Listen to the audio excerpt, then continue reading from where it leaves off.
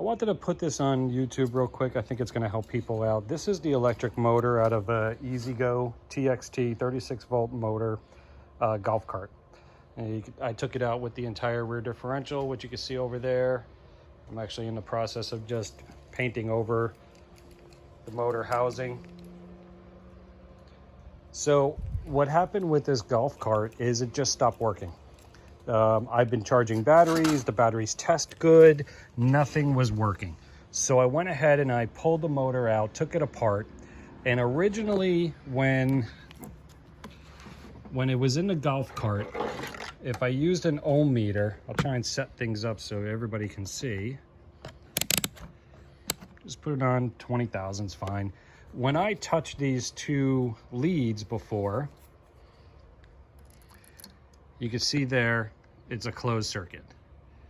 All right, when it was on the golf cart, I touched these two leads and it was an open circuit. Now on the other windings, in the housing over there, it was closed, which it's supposed to be.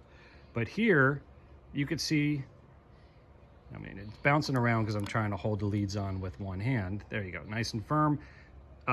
Closed circuit, meaning that there's continuity through this circuit.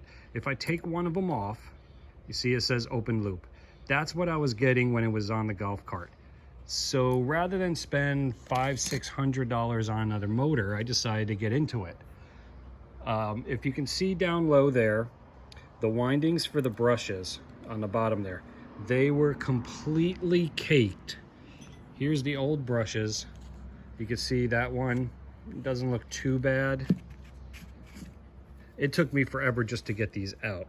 This one here looks terrible. This one looks terrible, pitted with like chunks coming out of it.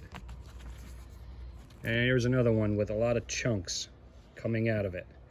These were stuck onto the windings. The windings down there looked black as can be. I had to sand them and then wet sand them and then polish them up the best I can.